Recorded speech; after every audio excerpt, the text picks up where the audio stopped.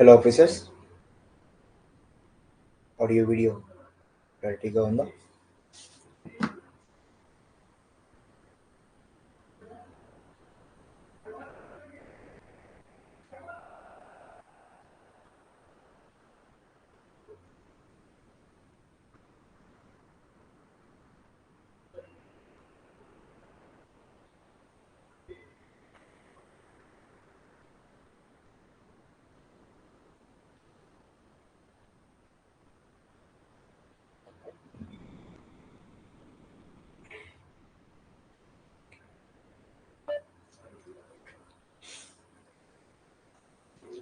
Right అండి. So ఈరోజు Indian పాలిటీకి సంబంధించి క్లాస్ చెప్పుకోవడం జరుగుతుంది. అయితే వీడియోని చివరి వరకు చూడండి. మన యూట్యూబ్ ఛానల్ని సబ్స్క్రైబ్ చేసుకోండి. అదేవిధంగా వీడియోని లైక్ చేయడం మర్చిపోవద్దు, మరియు షేర్ చేయడం కూడా మర్చిపోవద్దు.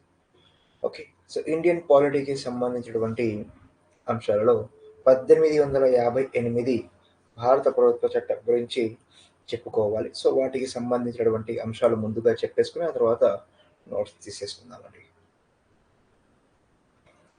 సో చూడండి, 1858 నుంచి 1947 వరకు గల ఈ యొక్క కాలాన్ని ఇక్కడ చక్రవర్తి పరిపాలనా కాలం అని చెప్పుకోవచ్చు. అయితే ఈ కాలంలో కొన్ని చట్టాలు తయారు చేయడం జరిగింది. సో 1858 భారత ప్రభుత్వ చట్టానికి సంబంధించినటువంటి అంశాలు చెప్పుకోవచ్చు. చూడండి, సిపాయి తిరుగుబాటుగా లేదా మొదటి స్వాతంత్ర సంగ్రామంగా పేర్కొనబడినటువంటి 1857 తిరుగుబాటు ఏర్పడినటువంటి నేపథ్యంలో ఈ 1858 భారత ప్రభుత్వ చట్టాన్ని ఓకేనా ఆమోదించడం జరిగింది.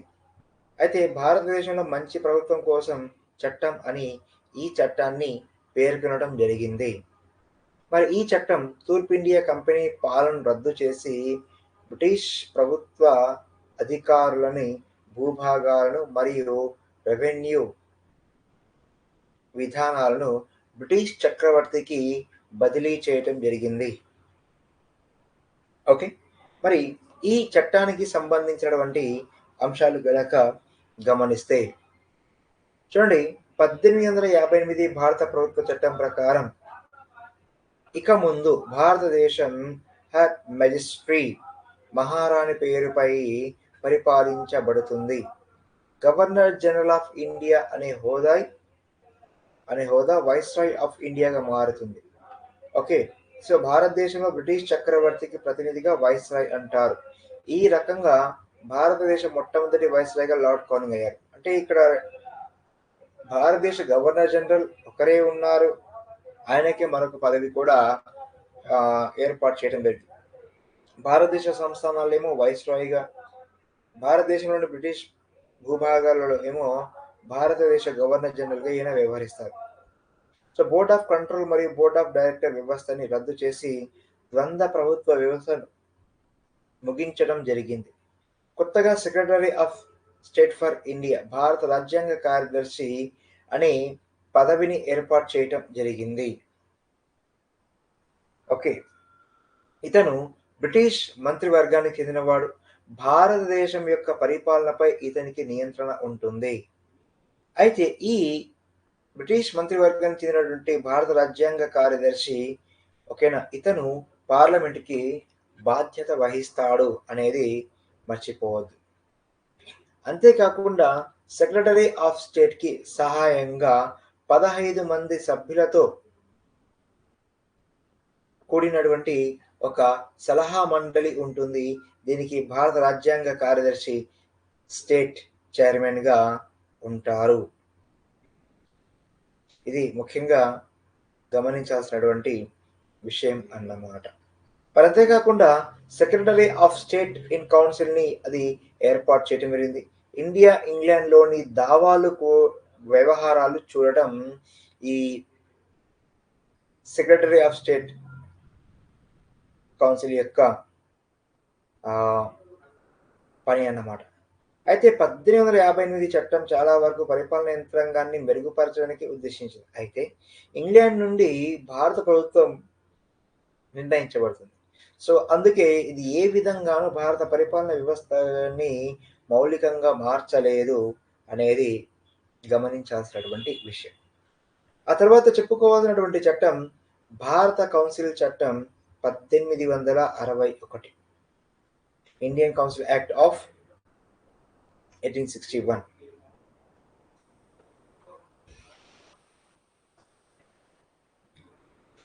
సో దేనికి సంబంధించినటువంటి అంశాలు గనక గమనిస్తే 1857లో జరిగినటువంటి తిరుగుబాటు తరువాత బ్రిటిష్ ప్రభుత్వం భారతీయుల సహకార ప్రాముఖ్యతని గుర్తించడం జరిగింది. దేశ పాలనలో భారతీయుల తోడ్పాటు కోసం బ్రిటిష్ పార్లమెంటు ప్రధానంగా 3 చట్టాలను ఆమోదించింది. ఒకటి 1861 కౌన్సిల్ చట్టం, 1892 కౌన్సిల్ చట్టం, 1909 కౌన్సిల్ చట్టం. ఓకే. అయితే ఈ మూడింటిలో భారత కౌన్సిల్ చట్టం 1861 భారత రాజ్యాంగ చరిత్రలో ఒక ప్రముఖమైనటువంటి మైలురాయిగా నిలిచిపోతుంది అనేది మర్చిపోవద్దు. ఓకే. చూడండి, మరి ఈ చట్టానికి సంబంధించినటువంటి అంశాలు గనక గమనిస్తే భారతదేశంలో శాసన నిర్మాణ ప్రక్రియలో భారతీయులకు మొట్టమొదటిసారిగా ప్రాతినిధ్యాన్ని కల్పించడం జరిగింది. వైస్రాయ్ తన కౌన్సిల్లో కొంతమంది భారతీయులను నామినేట్ చేయాలనే అంశం ఇందులో ఉంది. 1862లో ఆనాటి వైస్రాయ్ లార్డ్ కానింగ్ 3 భారతీయులను లెజిస్లేటివ్ కౌన్సిల్ నామినేట్ చేశారు. వాళ్ళు బెనారస్ రాజు, పాటియాల మహారాజు మరియు సర్ దినకర్ రావు. ఓకే. బాంబే మరియు మద్రాస్ ప్రెసిడెన్సీలకు శాసన అధికారాలను పునరుద్ధరించి వికేంద్రీకరణ ప్రక్రియకు ఈ చట్టం నాంది పలికింది అని చెప్పుకోవచ్చు. 1773లో మొదలైనటువంటి కేంద్రీకృత ధోరణి 1833 చట్టంతో పరాకాష్ఠకు చేరిందనే చెప్పుకోవచ్చు. ఈ ధోరణిని ఈ చట్టం మార్చేసింది. ఈ రకంగా శాసన వికేంద్రీకరణ 1937 నాటికి పూర్తి స్థాయిలో అంతర్గత స్వయం ప్రతిపత్తికి దారి తీసిందని చెప్పుకోవచ్చు. మరి కొత్త లెజిస్లేటివ్ కౌన్సిల్ని ఈ చట్టం ఏర్పాటు చేయడం జరిగింది. 1862లో బెంగాల్లో, 1886లో నార్త్ వెస్ట్ ప్రావిన్స్లో మరియు 1897 పంజాబ్లలో వీటిని ఏర్పాటు చేయటం జరిగింది. ఓకే. సో మరి కౌన్సిల్లోని కార్యక్రమాలు సజావుగా నిర్వహించడానికి అవసరమైనటువంటి సూత్రాలను, నియమాలను చేసే అధికారాన్ని వైస్రాయ్కి ఇవ్వటం జరిగింది. మరి 59 లార్డ్ కానింగ్ ప్రవేశపెట్టినటువంటి పోర్ట్ఫోలియోని అది గుర్తించడం జరిగింది. ఈ పద్ధతి ప్రకారం వైస్రాయ్ కౌన్సిల్లోని సభ్యుడు ప్రభుత్వంలోని ఒకటి లేక ఎక్కువ శాఖలకు ఇన్ఛార్జిగా ఉండి తన శాఖాపరమైనటువంటి విషయాలలో కౌన్సిల్ తరపున ఆదేశాలని జారీ చేయవచ్చును. అత్యవసర పరిస్థితులలో లెజిస్లేటివ్ కౌన్సిల్ అనుమతి లేకుండా వైస్రాయ్కు ఆర్డినెన్స్లు జారీ చేసే అధికారం ఈ చట్టం ఇచ్చింది అని చెప్పుకోవచ్చు. మరి ఈ ఆర్డినెన్స్ల కాల పరిమితియే 6 నెలలు అని గమనించాలి ఆఫీసర్స్. ఓకే. సో ఇది ముఖ్యంగా చెప్పుకోవాల్సినటువంటి అంశం. ఆ తర్వాత భారత కౌన్సిల్ల చట్టం 1892. ఓకే. చూడండి, ఇండియన్ కౌన్సిల్ యాక్ట్ ఆఫ్ 1892. మరి ఈ చట్టంలోని అంశాలు గనక గమనిస్తే కేంద్ర ప్రొవిన్షియల్ లెజిస్లేటివ్ కౌన్సిల్లో అనధికార సభ్యుల సంఖ్యను పెంచడం జరిగింది. అదేవిధంగా అధికార మెజార్టీని మాత్రం అలాగే ఉంచారు అని చెప్పుకోవచ్చు. లెజిస్లేటివ్ కౌన్సిల్స్ విధులను ఇది విస్తృతం చేసింది. బడ్జెట్పై మాట్లాడేటటువంటి అధికారాన్ని మరియు ప్రభుత్వాన్ని ఉద్దేశించి ప్రశ్నలు వేసేటటువంటి అధికారాన్ని ఈ చట్టం సభ్యులకు ఇచ్చింది అని చెప్పుకోవచ్చు.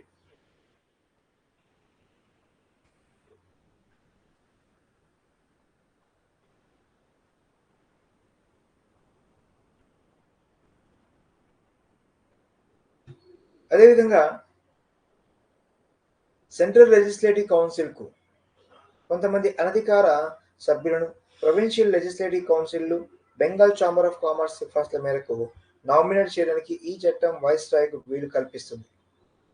అలాగే ప్రొవిన్షియల్ లెజిస్లేటివ్ కౌన్సిల్స్కు కొంతమంది అనధికార సభ్యులను జిల్లా బోర్డులు, మున్సిపాలిటీలు, విశ్వవిద్యాలయాలు, కార్మిక సంఘాలు, జమీందారులు మరియు వాణిజ్య సంఘాల సిఫార్సు మేరకు నామినేట్ చేయడానికి ఈ చట్టం గవర్నర్లకు వీలు కల్పిస్తుందని చెప్పుకోవచ్చు. సో ఈ రకంగా కేంద్ర మరియు ప్రావిన్స్ల లెజిస్లేటివ్ కౌన్సిల్లలో కొన్ని అనధికార సీట్లు నింపడానికి పరిమితమైనటువంటి మరియు పరోక్షమైనటువంటి అంశం ఈ చట్టంలో ఉంది. అయితే ఎన్నిక అనేటటువంటి పదం ఈ చట్టంలో వాడబడలేదు. కొన్ని సంస్థానాలు చేసినటువంటి సిఫార్సుల మేరకు దానిని నామినేషన్ అని పేర్కొనడం జరిగింది. ఇది 1892 భారత కౌన్సిల్ చట్టం అని చెప్పుకోవచ్చు. ఆ తర్వాత భారత కౌన్సిల్ చట్టం 1909. చూడండి, భారత కౌన్సిల్ చట్టం 1909 ఈ చట్టాన్ని మార్లే మింటో సంస్కరణలు అంటారు. లార్డ్ మార్లే ఆనాటి భారత రాజ్య కార్యదర్శిగా, అదేవిధంగా లార్డ్ మింటో ఆనాటి భారత వైస్రాయ్గా ఉన్నారు. కానీ వ్యవహారికంగా మింటో మార్లే అని అనడం జరుగుతుంది.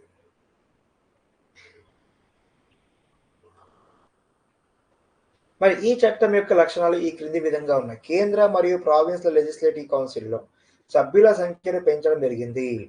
కేంద్ర లెజిస్లేటివ్ కౌన్సిల్లో సభ్యుల సంఖ్య 16 నుంచి 60కి పెంచారు.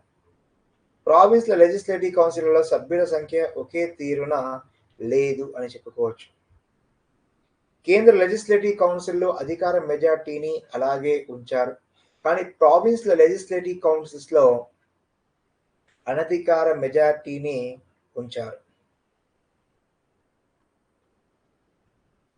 రెండు స్థాయిలలో చర్చా సంబంధమైన విధులను పెంచడం జరిగింది.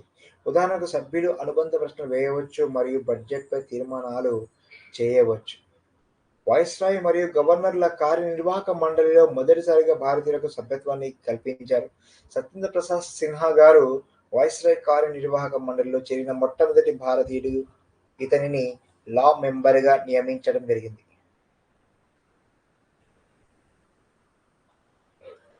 ముస్లింలకు మతపరమైనటువంటి ప్రాతినిధ్యాన్ని ఈ 1909 మార్లే మింటో సంస్థలు ఏర్పాటు చేయడం జరిగింది.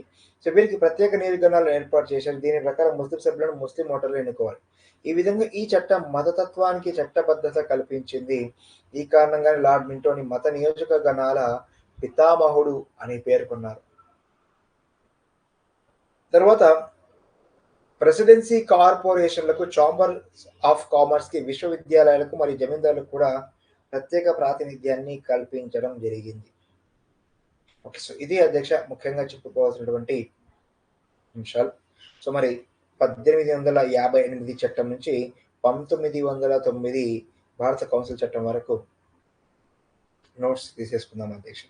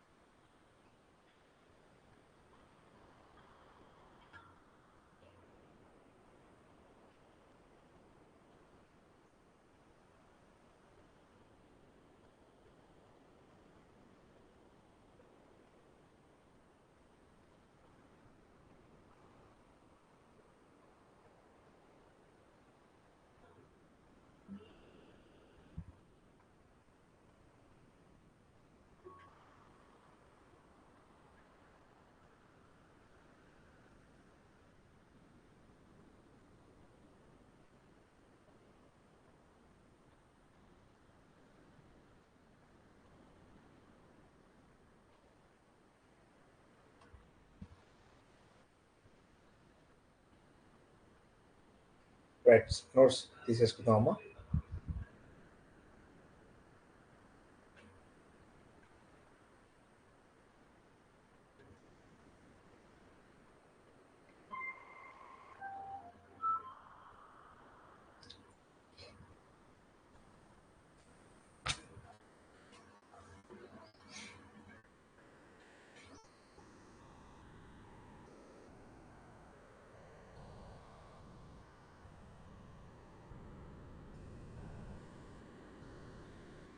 రైట్.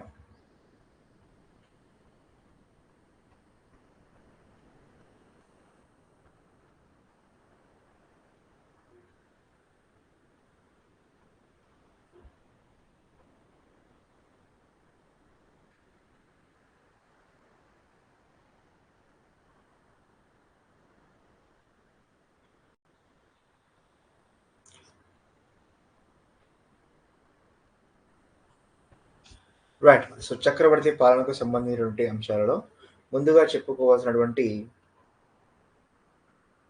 చట్టం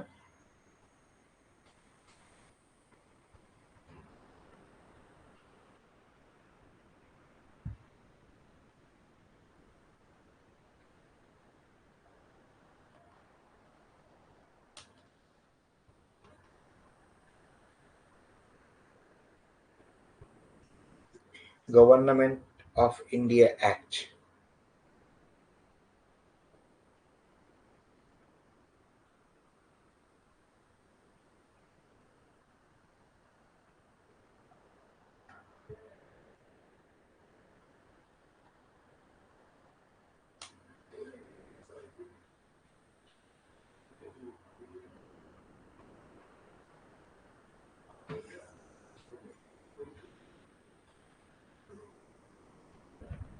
పద్దెనిమిది వందల యాభై ఏడు సిపాయిల తిరుగుబాటు లేదా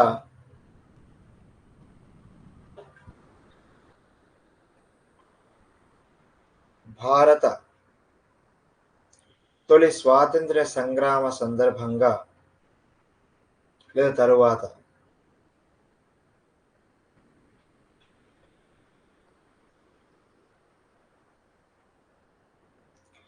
ఏర్పాటు చేసినటువంటి చట్టం అతి ముఖ్యమైనది అని చెప్పుకోవచ్చు. ఓకే, ఈ చట్టాన్ని ఏమన్నారంటే భారతదేశంలో మంచి ప్రభుత్వం కోసం చట్టం.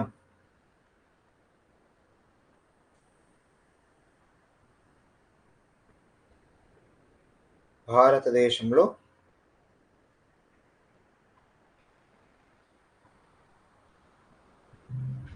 మంచి ప్రభుత్వం కోసం చట్టం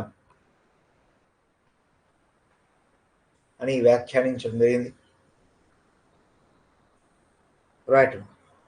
సో ఈ చట్టం బ్రిటిష్ ఈస్ట్ ఇండియా కంపెనీ పాలనను రద్దు చేయటం జరిగింది. ఓకేనా. మరి భారత భూభాగ పాలనను ఓకేనా బ్రిటిష్ చక్రవర్తికి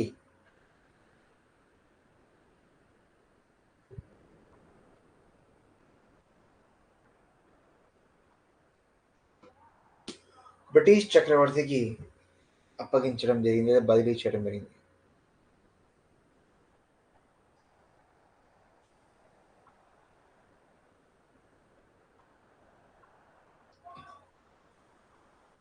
సో ఈ చట్టం ప్రకారం ఇక మీదట భారతదేశం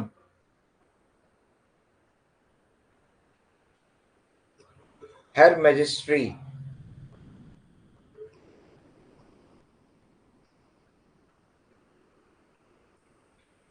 మహారాణి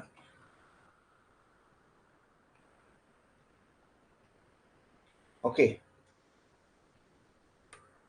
సో మహారాణి పేరుపై పాలన అందించబడుతుంది. ఓకేనమ్మా తనుజ గారు.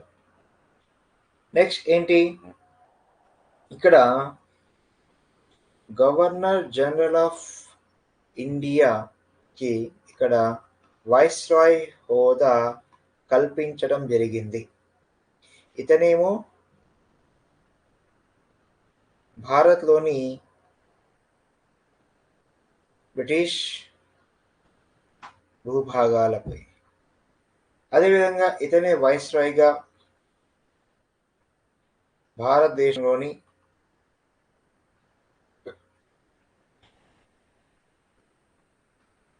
సంస్థానాలపై అధిపతిగా నియమించడం జరిగింది.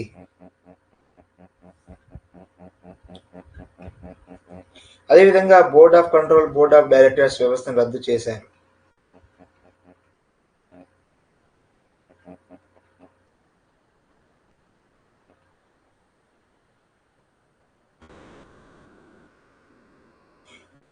బోర్డ్ ఆఫ్ డైరెక్టర్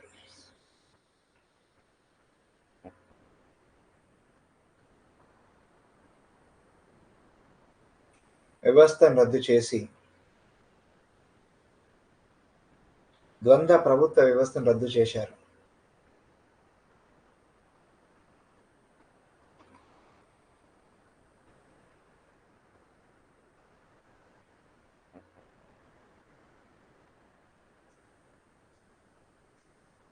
ద్వంద్వ ప్రభుత్వ వ్యవస్థను రద్దు చేశారు. నెక్స్ట్ అదేవిధంగా భారత రాజ్యాంగ కార్యదర్శి కొత్తగా భారత రాజ్యాంగ కార్యదర్శి లేదా secretary of state for India, secretary of state for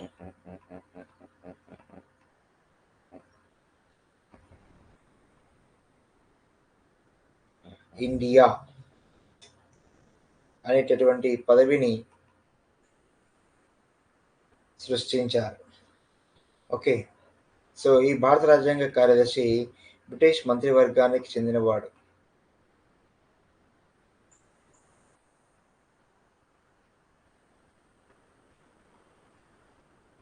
British మంత్రివర్గానికి చెందినవాడు. సో ఇతనికి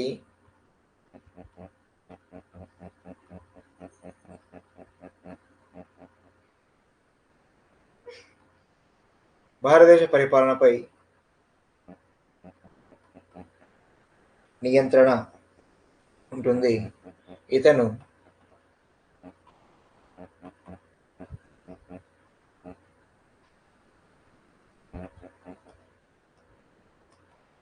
బ్రిటన్ పార్లమెంటుకి బాధ్యత వహిస్తాడు అని చెప్పుకోవచ్చు.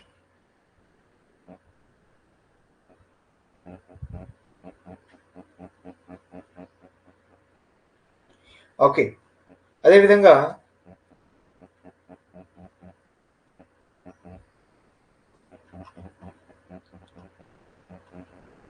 భారత రాజ్య కార్యదర్శికి 15 మంది సభ్యులతో కూడినటువంటి ఒక సలహా మండలి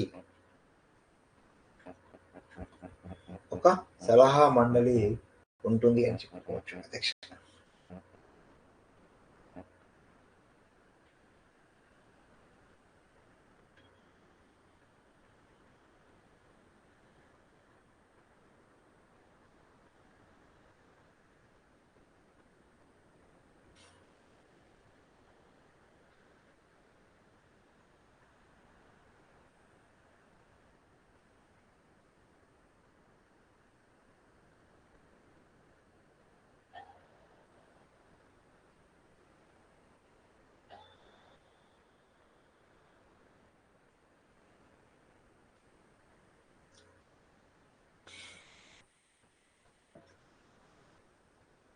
రైట్.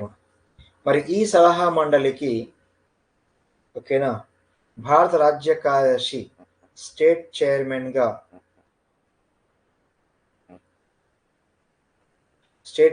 గా వ్యవహరిస్తారు అని చెప్పుకోవచ్చు.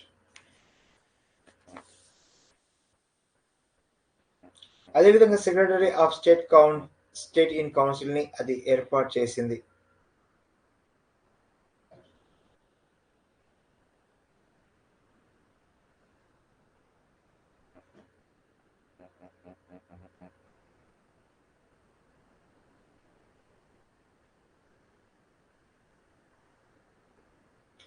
స్టేట్ ఆఫ్ కౌన్సిల్ ని అది ఏర్పాటు చేయటం జరిగింది. సో అయితే దీని పని ఇండియా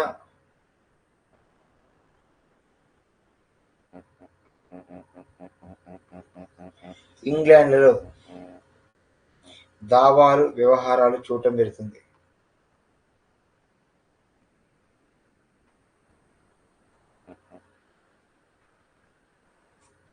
దావాలు, వ్యవహారాలు చూడటం జరుగుతుంది. రైట్ మా. సో చూడండి, 1858 చట్టం చాలా వరకు పరిపాలన యంత్రాంగాన్ని మెరుగుపరచడానికి ఉద్దేశించబడింది.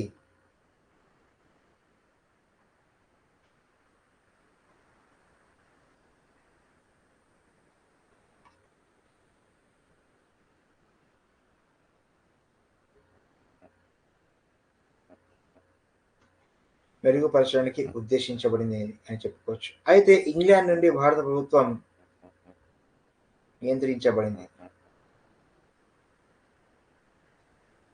ఇంగ్లాండ్ నుండి భారత ప్రభుత్వం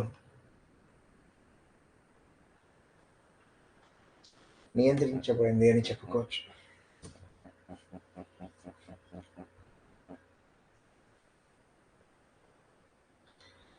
అయితే ఇది ఏ విధంగానూ భారత పరిపాలన వ్యవస్థని మౌలికంగా మార్చలేదు అని చెప్పుకోవచ్చు.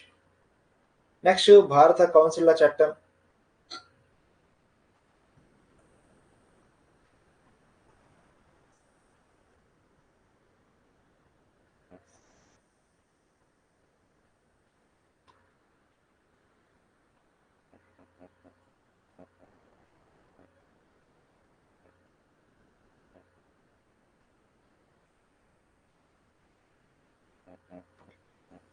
సో భారత కౌన్సిల్ చట్టం 1861. రైట్. చూడండి, 1857లో జరిగినటువంటి సిపాయిల తిరుగుబాటు తర్వాత బ్రిటిష్ గవర్నమెంట్ ఓకేనా భారతీయుల సహకార ప్రాముఖ్యతను గుర్తించింది.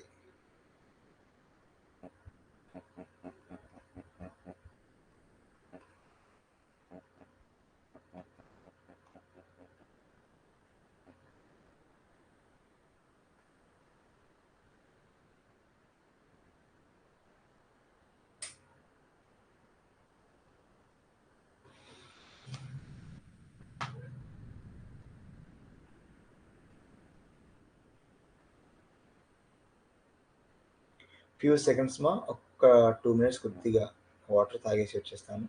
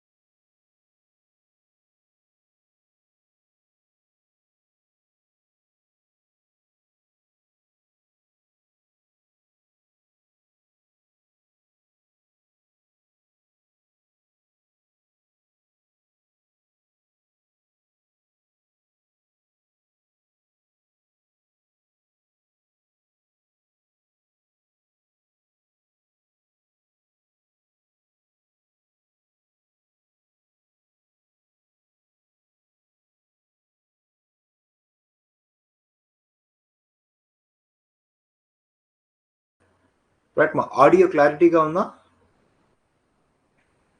అమ్మా? ఒకసారి మెసేజ్ చేయండి.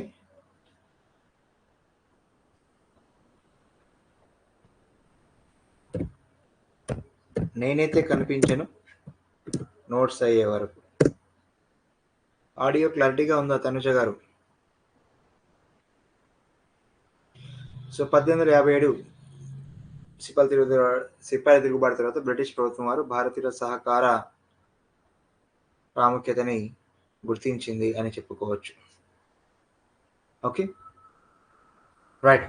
సో దేశ పాలనలో భారతీయుల తోడ్పాటు కోసం బ్రిటిష్ పార్లమెంటు 3 చట్టాలు చేసింది.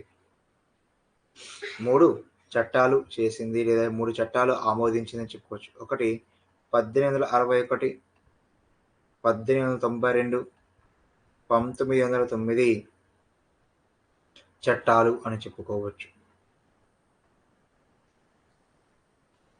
ముఖ్యంగా గమనించాలి.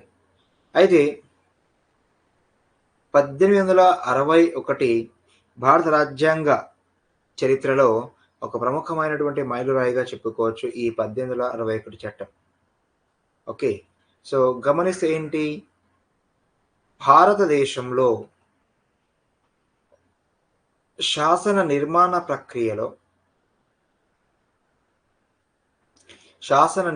ప్రక్రియలో భారతీయులకు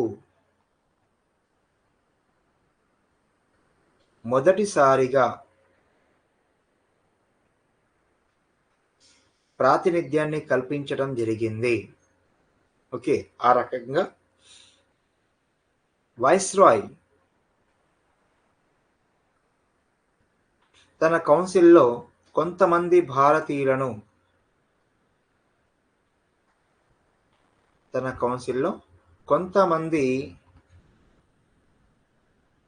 భారతీయులను నామినేట్ చేయాలి అనేటటువంటి అంశం అందులో ఉంది అని చెప్పుకోవచ్చు. ఓకే, ఆ రకంగా 1862లో ఆనాటి వైస్రాయ్ అయినటువంటి లార్డ్ కానింగ్ 3 భారతీయులను నామినేట్ చేయటం జరిగింది. ఒకరు బెనారస్ రాజు, నెంబర్ 2 పాటియాలా మహారాజు,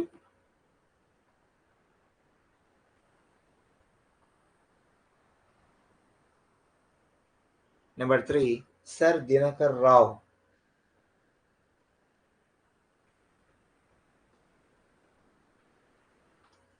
ఇది ముఖ్యంగా గమనించాల్సినటువంటి అంశం.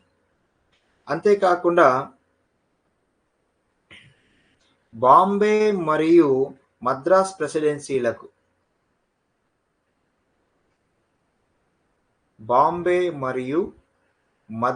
ప్రెసిడెన్సీలకు శాసన అధికారాలను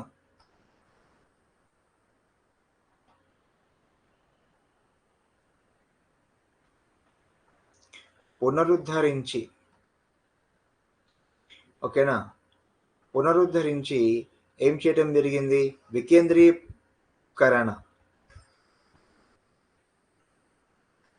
వికేంద్రీకరణకు ఈ చట్టం అవకాశం కల్పించింది అని చెప్పుకోవచ్చు. ఓకేనా, రైట్. అదేవిధంగా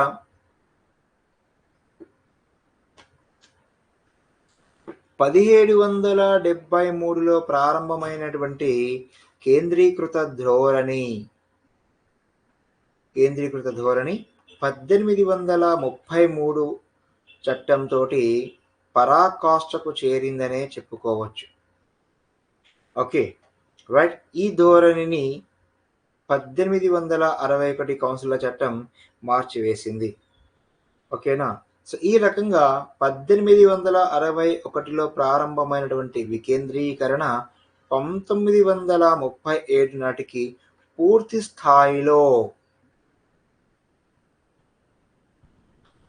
స్థాయిలో అంతర్గత స్వయం ప్రతిపత్తికి దారితీసింది. అంతర్గత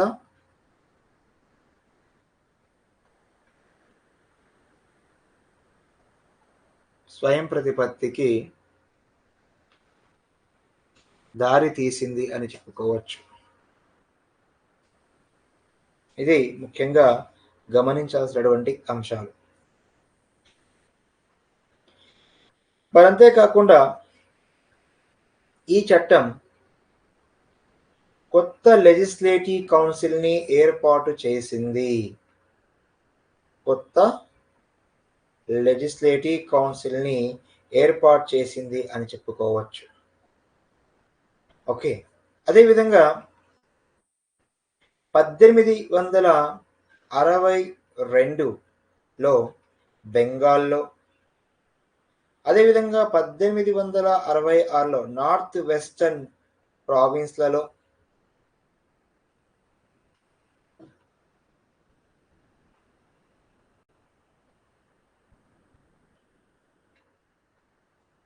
అదేవిధంగా 1897 పంజాబ్‌లలో ఈ కౌన్సిల్స్‌ని ఏర్పాటు చేయటం జరిగింది అని చెప్పుకోవచ్చు. ఓకే. మరి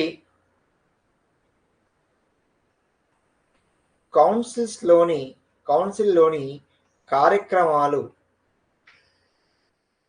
సజావుగా నిర్వహించడానికి అవసరమైనటువంటి సూత్రాలు, నియమాలు రూపొందించడానికి ఓకేనా వైస్రాయ్‌కి అధికారం ఇవ్వటం జరిగింది. వైస్రాయ్‌కి అధికారం ఇవ్వటం జరిగింది అని చెప్పుకోవచ్చు. ఓకే. రైట్.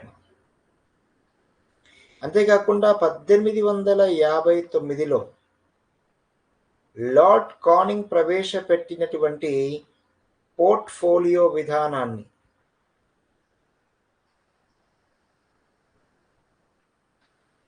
పోర్ట్‌ఫోలియో విధానాన్ని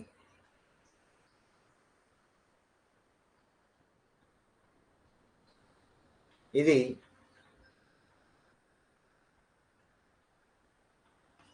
గుర్తించింది. ఈ పద్ధతి ప్రకారం వైస్రాయ్ కౌన్సిల్‌లోని సభ్యుడు ప్రభుత్వంలోని ఒకటి లేదా ఎక్కువ శాఖలకు ఇన్ఛార్జిగా ఉండి తన శాఖాపరమైనటువంటి విషయాలలో కౌన్సిల్ తరపున ఆదేశాలను జారీ చేయవచ్చు.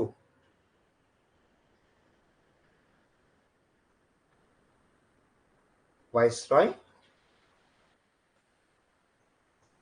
కౌన్సిల్ తరపున ఆదేశాలు ఓకేనా ఆదేశాలు జారీ చేయవచ్చు.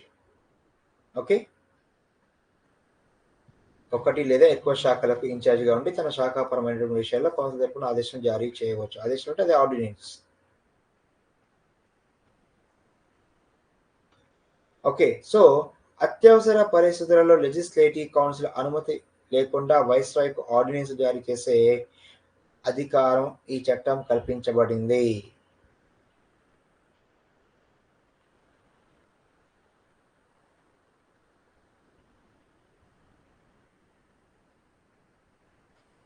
లెజిస్లేటివ్ కౌన్సిల్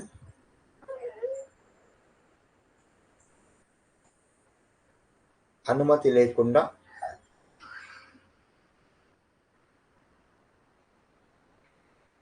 ఆర్డినెన్స్‌లు జారీ చేసే అధికారం వైస్రాయ్‌కి కల్పించడం జరిగింది. ఈ ఆర్డినెన్స్‌ల యొక్క కాల పరిమితి 6 నెలలు. ఇది ముఖ్యంగా గమనించాల్సినటువంటి అంశం.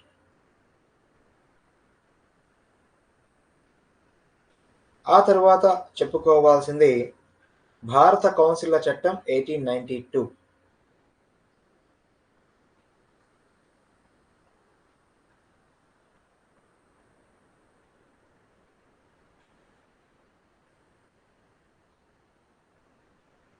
రైట్. సో ఈ చట్టం ద్వారా ఏం చేయటం జరిగింది?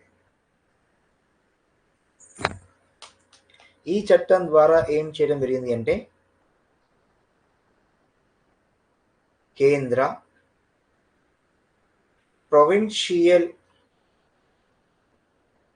లెజిస్లేటివ్ కౌన్సిల్‌లో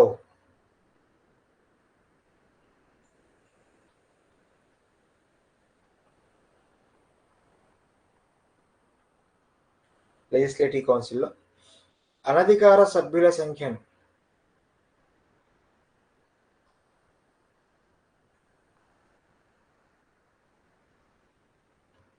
పెంచారు. ఓకే, కానీ అధికార మెజారిటీని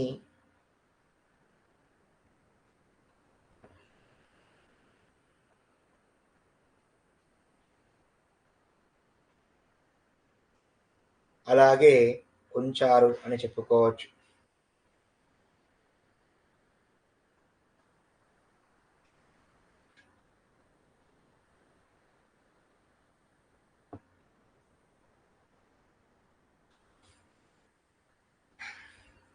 రైట్.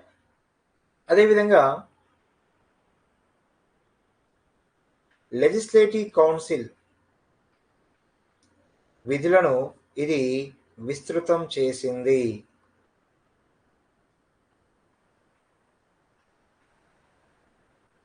విస్తృతం చేసింది అని చెప్పుకోవచ్చు. అదేవిధంగా బడ్జెట్ పై మాట్లాడేటటువంటి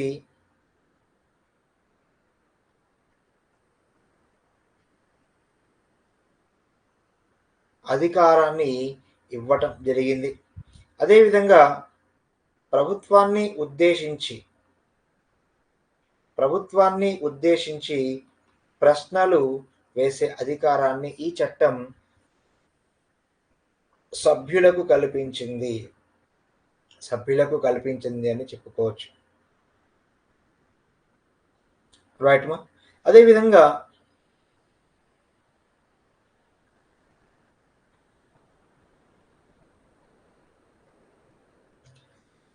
సెంట్రల్ లెజిస్లేటివ్ కౌన్సిల్కు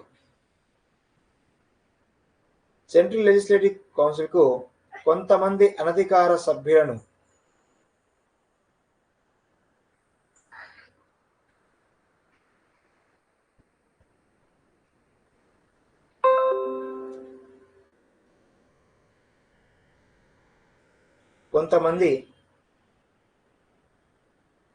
అనధికార సభ్యులను provincial legislative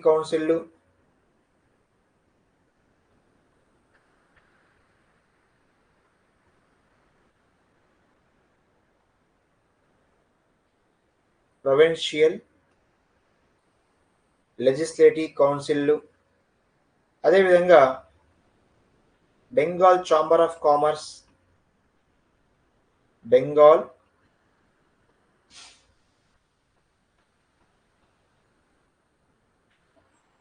chamber of commerce సిఫార్సుల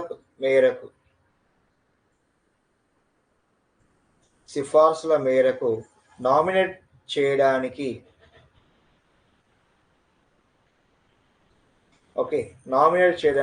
ఈ చట్టం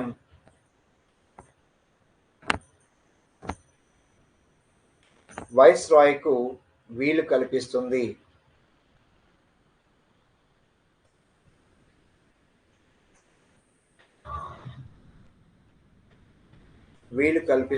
అని చెప్పుకోవచ్చు. ఓకే. సో అదేవిధంగా ప్రొవిన్షియల్ అనధికార సభ్యులను జిల్లా బోర్డులు, మున్సిపాలిటీలు, విశ్వవిద్యాలయాలు, కార్మిక సంఘాలు, ఓకే, అలాగే ప్రొవిన్షియల్ లెజిస్లేటివ్ కౌన్సిల్ కొంతమంది అనధికార సభ్యులను జిల్లా బోర్డులు, అదేవిధంగా మున్సిపాలిటీలు,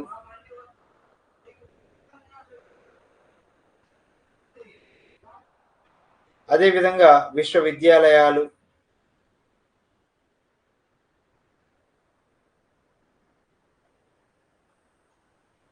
కార్మిక సంఘాలు,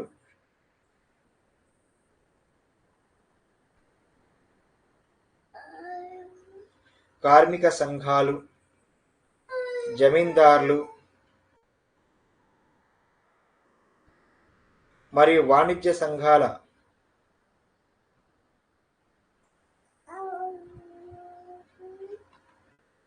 సిఫార్సుల మేరకు నామినేట్ చేయడానికి ఈ చట్టం అవకాశం కల్పించింది.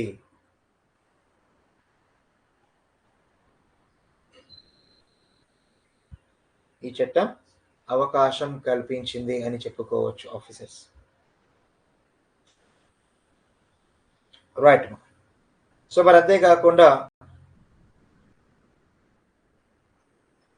గమనిస్తే కేంద్ర మరియు ప్రావిన్స్ల లెజిస్లేటివ్ కౌన్సిల్లో కొన్ని అనధికార సీట్లను నింపడానికి పరిమితమైన పరోక్షమైన అంశం ఈ చట్టంలో ఉంది.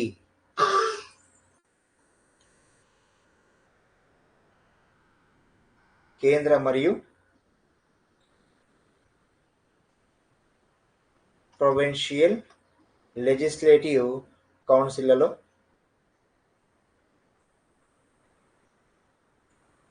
కొన్ని అనధికార సీట్లను నింపడానికి ఓకేనా పరిమితమైన మరియు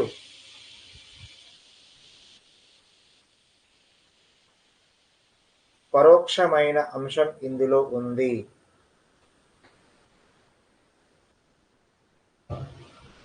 పరోక్షమైన అంశం ఈ చట్టంలో ఉంది అని చెప్పుకోవచ్చు. అయితే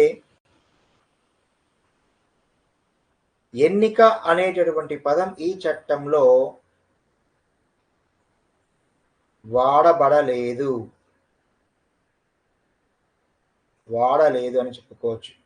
ఓకే, సో కొన్ని సంస్థలు చేసినటువంటి సిఫార్సు మేరకు ఎన్నికకు బదులు ఏ పదాన్ని ఉపయోగించారు అంటే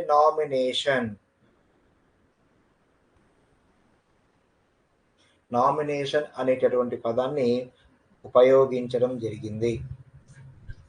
ఓకే, అండ్ లాస్ట్ భారత కౌన్సిల్ల చట్టం 1909.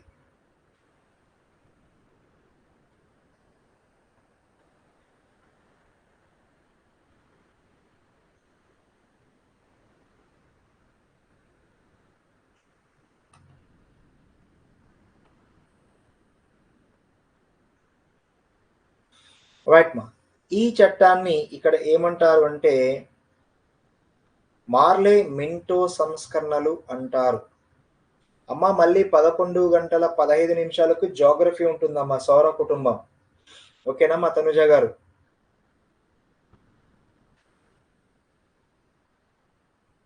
మార్లే మింటో సంస్కరణలు అంటారు.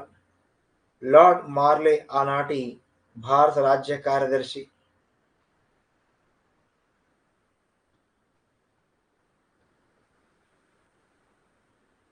మింటో ఏమో ఆనాటి భారత వైస్రాయ్.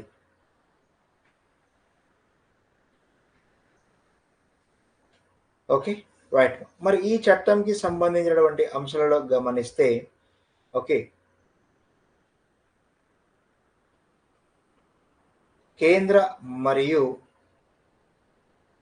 ప్రావిన్స్ల లెజిస్లేటివ్ కౌన్సిల్ సభ్యుల సంఖ్యను పెంచడం జరిగింది. ఓకే, అదేవిధంగా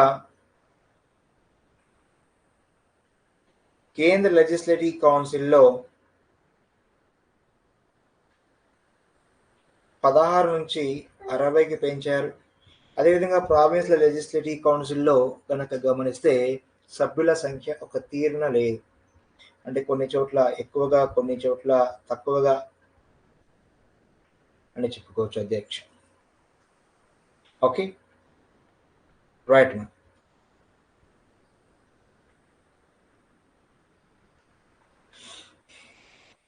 కేంద్ర లెజిస్లేటివ్ కౌన్సిల్లోని అధికార మెజార్టీని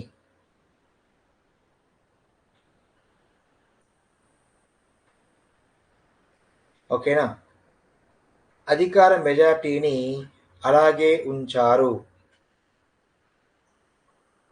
ఓకే, కానీ province legislative provincial legislative council, province legislative కౌన్సిల్లో మాత్రం అనాధికార మెజారిటీని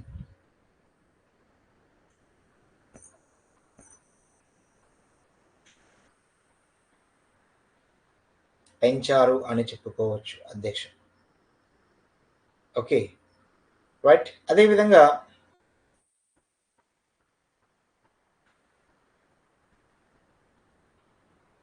నెక్స్ట్ పాయింట్ ఏంటి, రెండు స్థాయిలలో చర్చా సంబంధమైన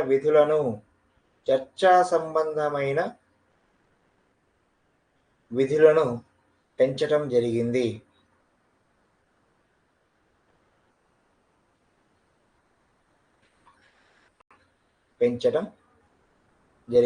అని చెప్పుకోవచ్చు. సో ఉదాహరణకు సభ్యులు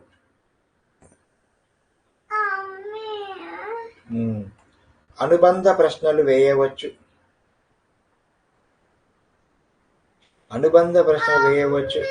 మరియు బడ్జెట్ పై తీర్మానాలు చేయవచ్చు. చేయండి.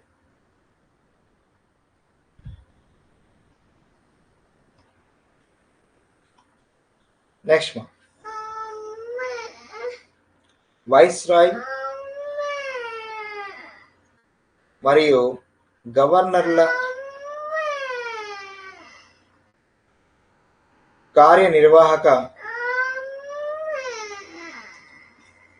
మండలిలో మొదటిసారిగా భారతీయులకు సభ్యత్వం కల్పించారు. ఓకేనా. సో ఆ రకంగా మొట్టమొదటి భారతీయుడు ఎవరు చేరినవారు? సత్యేంద్ర ప్రసాద్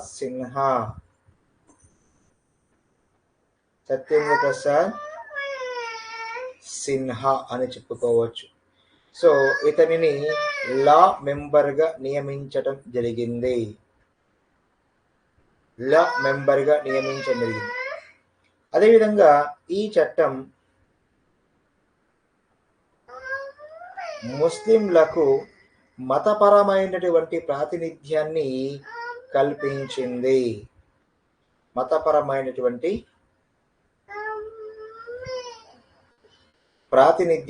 ఇది ఏర్పాటు చేసింది. సో వీరికి ప్రత్యేక నియోజకవర్గాలు లేదా ప్రత్యేక నియోజక గణాలు ఏర్పాటు చేశారు. రైట్. మరి దీని ప్రకారం ముస్లిం సభ్యులను ముస్లిం ఓటర్లే ఎన్నుకుంటారు. ఓకే రైట్ మా. సో ఈ విధంగా ఈ చట్టం మతతత్వానికి చట్టబద్ధత కల్పించింది.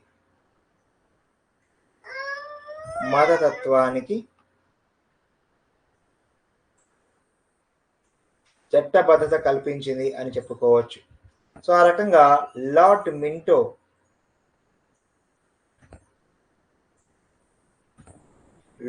మింటో మత నియోజక గణాల పితామహుడిగా ప్రసిద్ధికెక్కాడు. మత నియోజక గణాల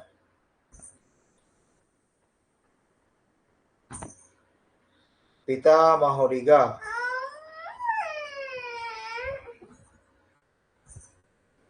ప్రసిద్ధికెక్కడం జరిగింది అని చెప్పుకోవచ్చు. ఓకే. అదేవిధంగా ఇంకొక అంశం కనుక గమనిస్తే ప్రెసిడెన్సీ కార్పొరేషన్లకు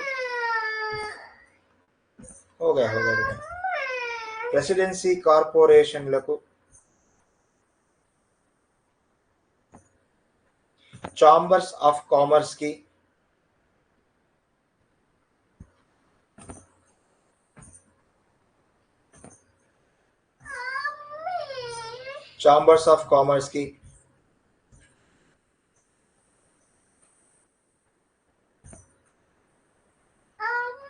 విశ్వవిద్యాలయాలకు మరియు జమీందారులకు కూడా ప్రత్యేక ప్రాతినిధ్యాన్ని